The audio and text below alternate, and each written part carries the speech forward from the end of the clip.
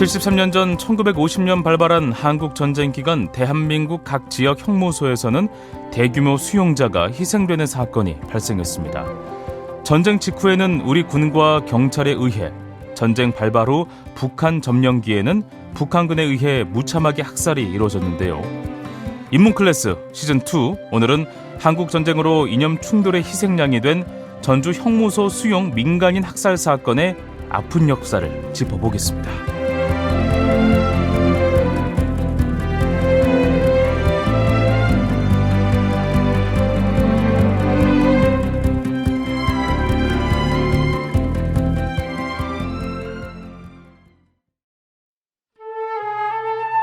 전주대학교 한국고전학연구소 온다라 인문학센터와 함께 우리 지역의 인문학을 쉽고 다양하게 즐기는 인문클래스 시즌2. 오늘은 전주대학교 박물관 박현수 학예연구실장님과 함께 하겠습니다. 안녕하세요, 실장님. 반갑습니다. 예, 반갑습니다. 전주대학교 박물관에 근무하는 박현수입니다. 박물관의 학예연구직으로 근무한 지는 1993년 조교 때부터 시작해서 한 30년 정도 되었고요. 예. 전시기획, 학술연구, 교육 등의 업무를 총괄하고 있습니다. 네. 1919년부터 진행한 전주시 한국전쟁 민간인 희생자 유해 발굴에 책임을 맡고 있습니다. 알겠습니다. 네네. 자, 인문클래스 오늘은 어떤 이야기 나눠볼까요? 한국전쟁이 발발한 지 73년이 흘렀지만 네. 전쟁의 아픔을 아직도 끝나지 않고 여전히 진행 중입니다. 네. 특히 우리 지역 전주에서 자행된 전주 형무소 희생 사건, 이 진실을 규명하는 일이 진행되고 있는데 네네. 오늘은 전주 형무소 학살 사건에 대해 알아보도록 하겠습니다. 네, 오늘은 제75주년 국군의 날이죠. 우리 민족의 아픈 역사인 한국전쟁, 그 역사의 아픈 이면을 들여다보는 의미 있는 시간이 될 것 같습니다. 전주 형무소 학살 사건은 어떤 사건일까요? 전주 형무소 사건은 당시 좌우로 충돌하던 이념 속에서 네.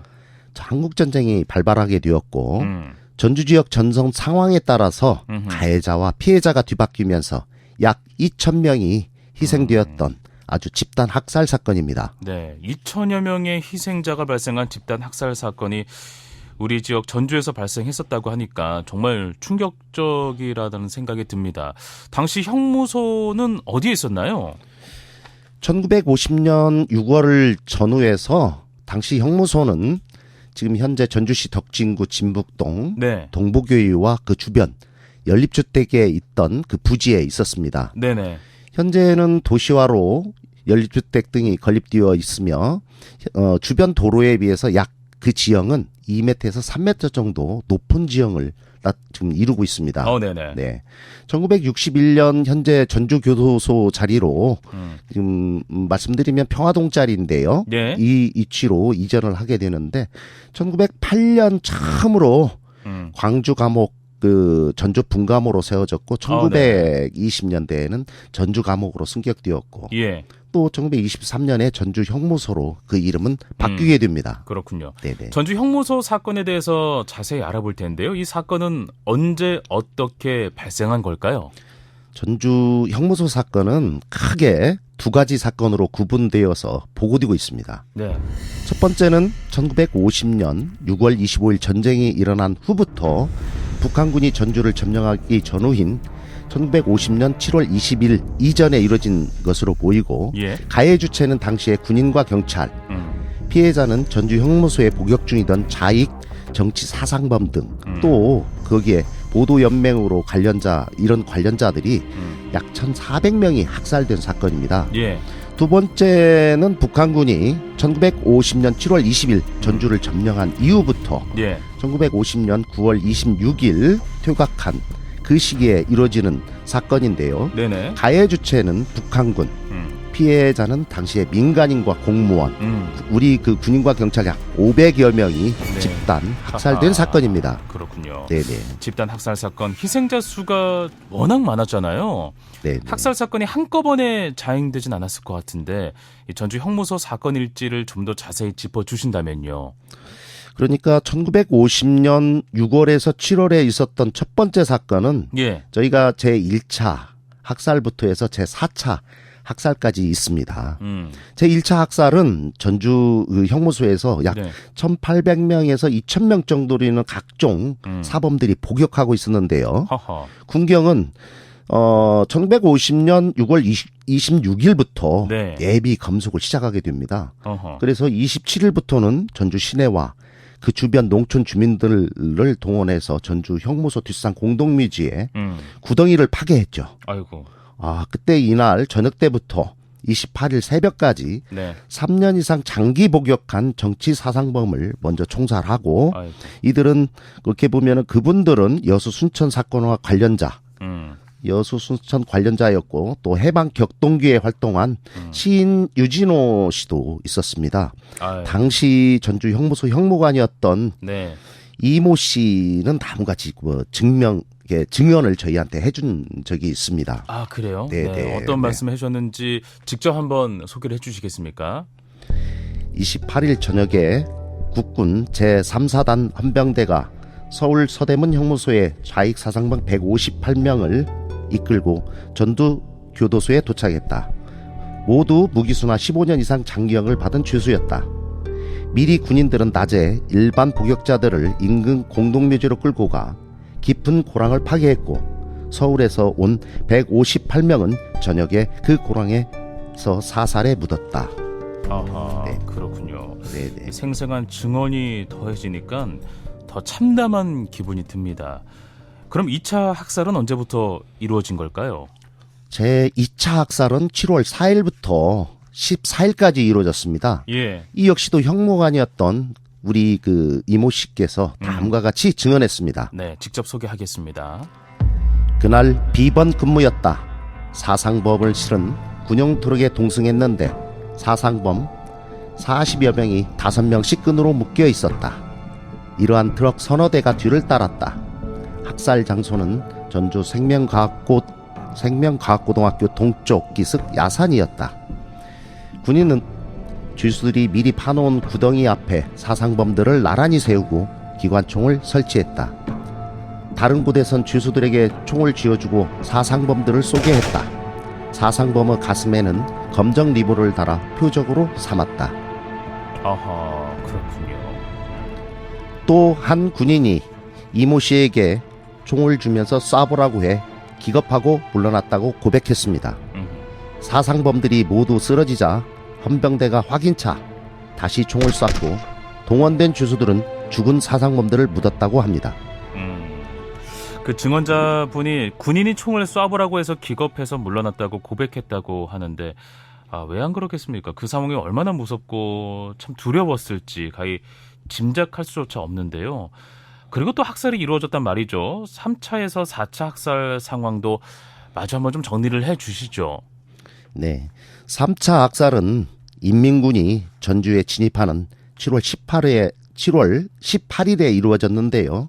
이때는 2차 기간에 구금된 시위 참가자와 국민보도연맹 관련자들을 소리개째와 황방산 골짜기에서 사살했습니다. 우리 주변이잖아요. 네네, 맞습니다. 네. 그리고 4차 학살은 인민군이 전주를 점령한 7월 20일 전에 이루어졌어요. 네. 결과적으로 6월 26일부터 인민군이 들어오는 7월 20일까지 총 1,400명의 복역자를 정주 황방산과 건지산, 솔개째 부근으로 끌고 가 사살한 뒤 집단적으로 매장한 것입니다. 아이고. 네.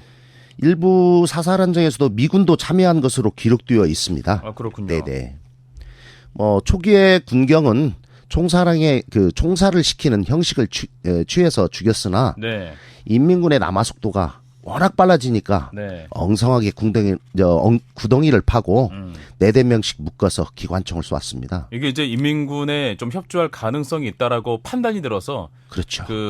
이제 처형을 빠르게 진행을 한 거잖아요. 그렇죠. 어떠한 그 법적 절차도 거치지 않고. 예, 맞습니다. 네. 그래서 헌병대 영창에 gat혀 있던 군 제소들까지 동참시켜서 총을 쏘았다고 하는데요. 허허, 참. 후에는 재판을 받지 않은 사람들까지 같이 학살한 겁니다. 이외에도 여러 방식을 취해가지고 사람을 죽였습니다. 예.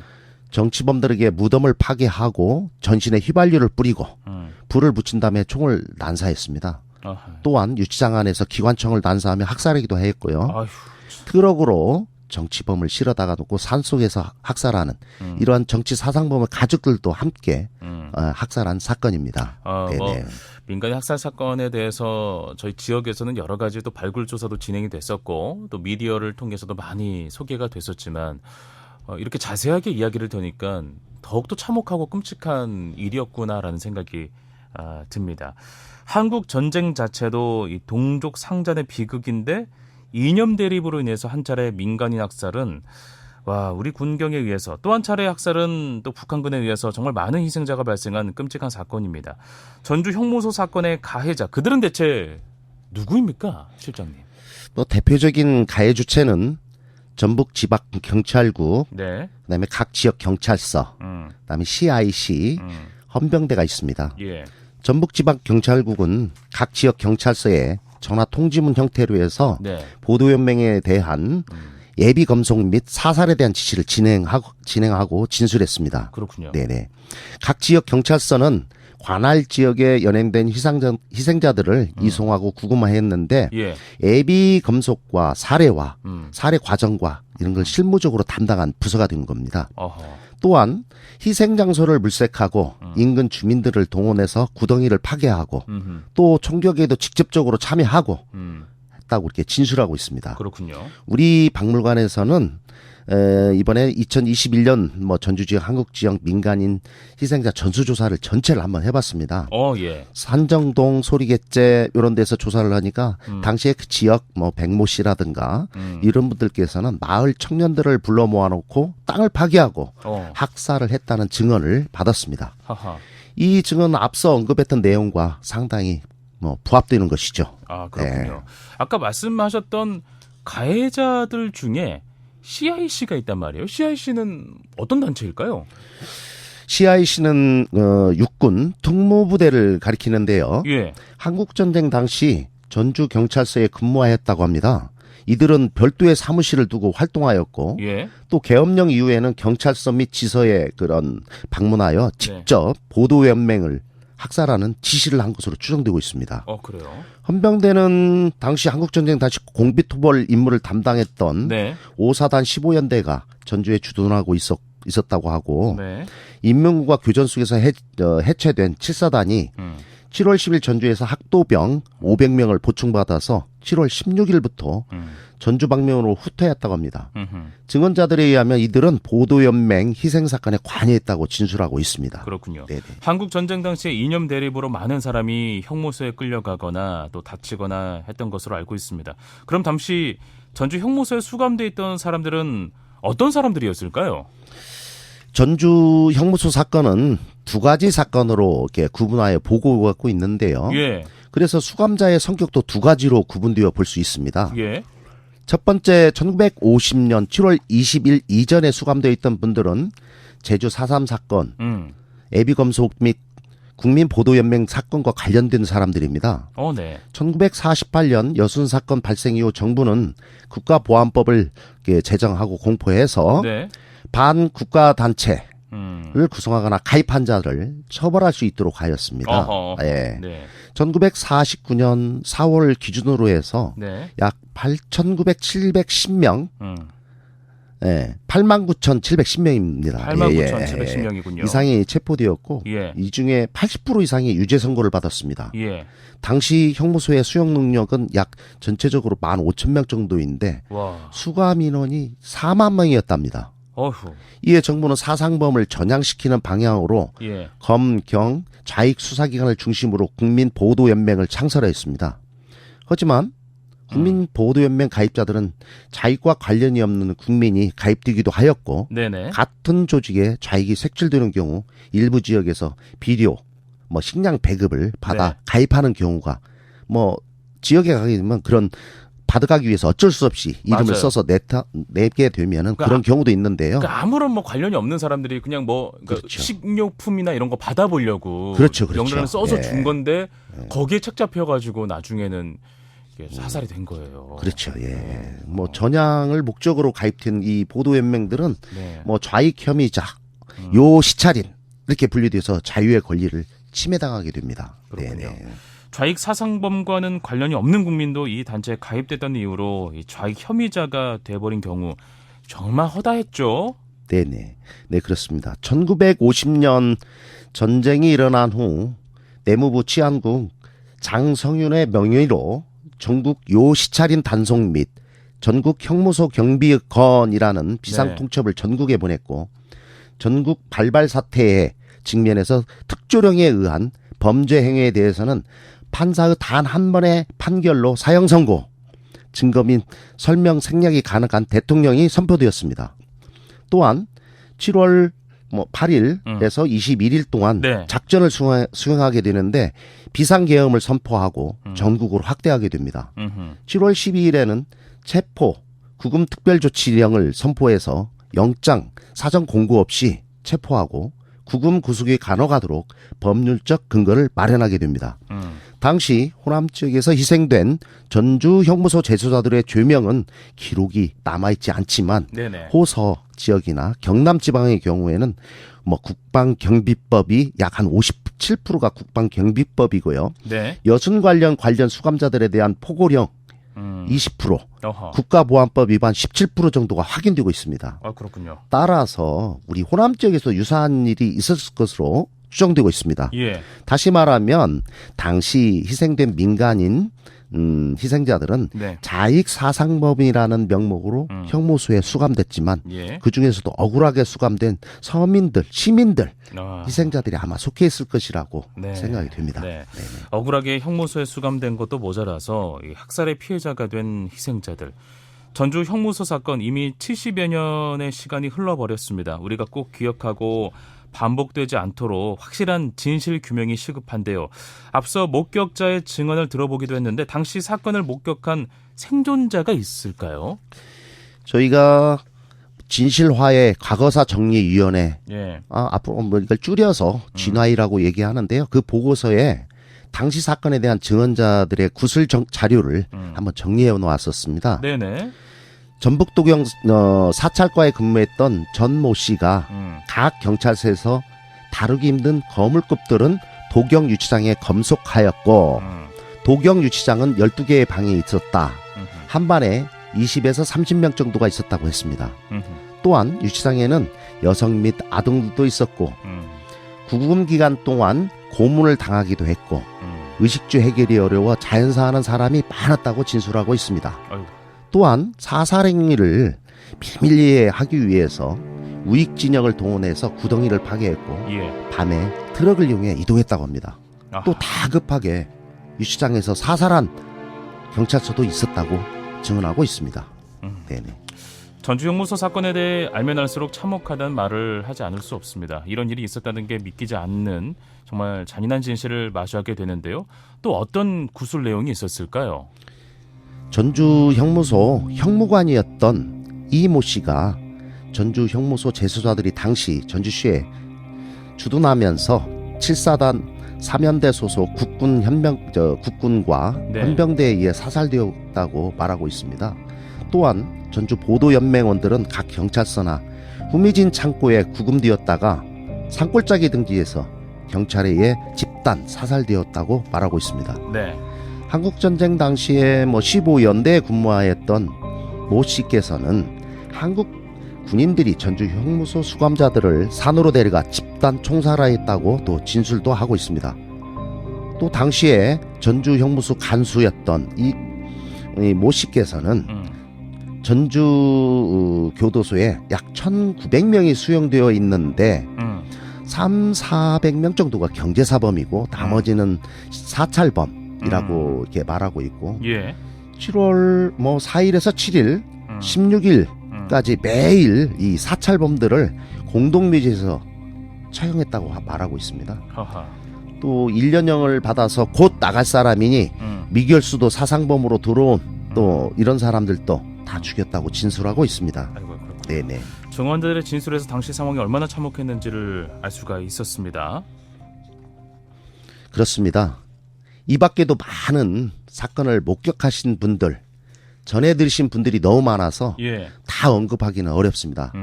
다만 그분들의 증언들을 공통적으로 언급하는 부분은 예. 전주 형무소 인근의 공동묘지 야산에 그 트럭을 타고 이동해서 희생되었다는 것과 예. 군인 경찰에 의해 많은 사람들이 끌려갔다는 것입니다. 최근 우리 박물관에서 조사를 진행할 때 많은 도움을 주신 박모 씨가 있습니다. 예. 황방산 그 매장 추정지에 대해서 저희가 진술을 받게 됐는데요. 네. 그분 표현에 의하면 고구마 두둑과 같다는 표현을 사용했고 예. 이를 토대로 고지형 분석을 저희가 했습니다. 오. 그래서 유해 매장지를 확인할 수 있었던 결정적인 저희한테 근거를 제공하기도 했습니다. 그래요? 네네. 그렇다면 네네. 당시 2천여 명의 학살이 자행된 이 사건에 대해서 민간인들은 인지하고 있었을까? 이 점도 상당히 좀 궁금해요. 글쎄요. 학살이 자행된 곳에서 생존자는 거의 없었고요. 예.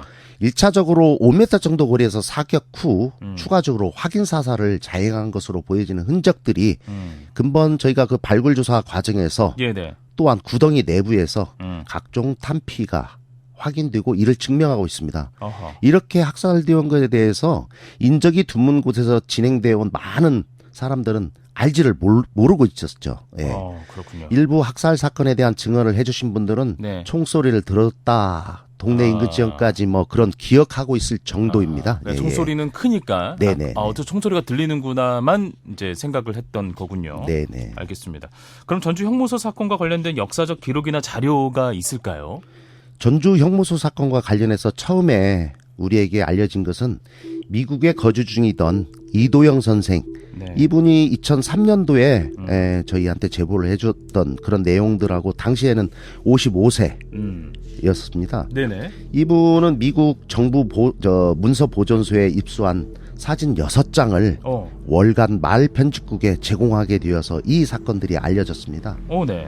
한국전쟁 당시 미군은 범죄 보고서를 작성했으며 네. 이런 것들을 비밀문서로 작성해 두었습니다. 이외에 6.25 사변 피살자 명부, 전주 교도소 백년사 등의 우익 인사에 대한 희생 사건을 이런 기록들을 다루고 있습니다. 네네. 전주 형무소 학살 사건처럼 전주 지역뿐 아니라 다른 지역에도 이런 사건이 있었는지도 궁금합니다. 어떻습니까? 전주 그 형무소 희생 사건은 전주 지역뿐만 아니라 타 지역에서도 다수 확인할 수 있었습니다. 예. 당시 전국에는 18개의 형무소가 있었고 각각 뭐 국민 보도 연맹 및 예비 검속과 관련된 희생 사건이 발생했는데요. 네. 전주 그 형무소에 있는 이런 사람들은 각 지역에서도 트럭을 이용해서 이런 그 학살 사건이 일어나고요. 예. 진화의 그 보고서에서 보면은 각 지역에서 일어났던 사건에 대해 증언들을 또 정리해 놓았더라고요. 네. 대표적으로 1950년 6월 네. 군산시 금강동에 있었던 군산 형무소에서는요.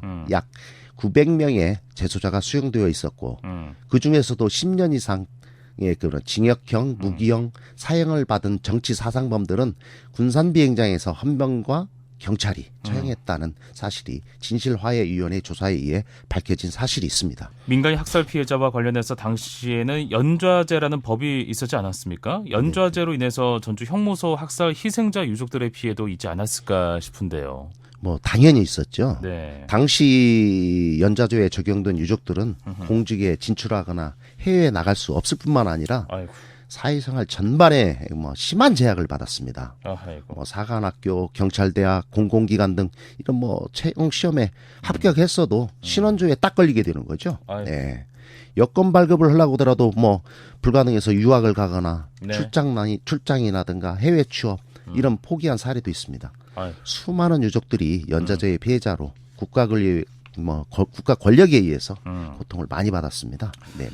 전주 형무소 사건 사실 우리 지역에서 일어났던 일이지만 이 사건에 대해서 70여 년의 세월이 지난 지금까지 몰랐고 또 진실 규명 작업이 이루어지지 않았습니다. 어떤 이유에서 지금까지 이렇게 됐을까요? 아마 전주 형무소 사건은 많은 분들이 학살된 사건입니다. 예. 희생되신 분들은 자익, 우익 등으로 구분해서 볼 수 있는데 이 중에서 7월 중에 희생되신 분들은 아무도 모르게 차에 태워서 인적이 드문 뭐 산골짜기 등으로 이동해서 학살을 했어요. 예. 인적이 드물고 또한 사건을 기록한 사료 등이 잔존해 있지 않은 관계로 사건의 진실에 대해서 많은 사람들이 잊고 지냈습니다. 예. 그리고 그 사건에 대해서 이야기해 줄 수 있는 분들이 지금은 대부분 뭐 돌아가셔서 계시지도 않습니다. 맞습니다. 네네. 뭐 1961년 이후 군사 정권이 들어서면서 이념에 의해 희생되신 분들에 대한 이야기를 하는 것은 뭐 거의 금기시되었죠. 예. 네. 좌익 우익 그리고 남북 간의 대립이 계속되면서 특히 우리가 이념에 사로잡힌 부분에 대해서 진실 규명에 대한 이야기조차 꺼내는 것은 쉽지 않았습니다. 예. 과거 뭐 민주주의 정부에 의해 과거사에 대한 정리를 일부 추진하였지만 많은 부분이 이루어지지 못하고 끝난 상황이고 예. 진실 규명에 대한 노력이 많이 부족한 상황입니다. 네, 네네. 알겠습니다. 오늘 전주 형무소 학살 사건에 대해서 알아봤습니다. 끝으로 덧붙이고 싶은 말씀이 있다면서요? 네네. 한국 전쟁으로 수많은 사람들이 희생되었습니다. 다만 국방부에 의해서 일부 전적지라든가 국군 유해 발굴을 통해서 조사가 이루어지고 있는 상황입니다. 네. 전쟁을 통해서 안타깝게 돌아가신 분들을 하루라도 빨리 찾을 수 있기를 바라는 마음입니다. 예. 국군에 비해 한국 전쟁 당시 희생자, 행방불명자 약 100만 명에 가깝습니다. 우리나라에는. 네. 그분들은 아직 많은 관심과 지원 이런 것들이 계속 부족해서 네. 많은 조사가 필요한 상황입니다. 네. 따라서 뭐 정부나 지자체나 이런 곳에서 지속적인 아마 노력이 필요하다고 생각이 됩니다. 알겠습니다. 네네. 자, 우리 지역의 인문학을 쉽고 다양하게 즐기는 인문클래스 시즌2 전주대학교 박물관 박현수 학예연구실장님과 오늘 이야기 함께했습니다. 오늘 고맙습니다. 네네.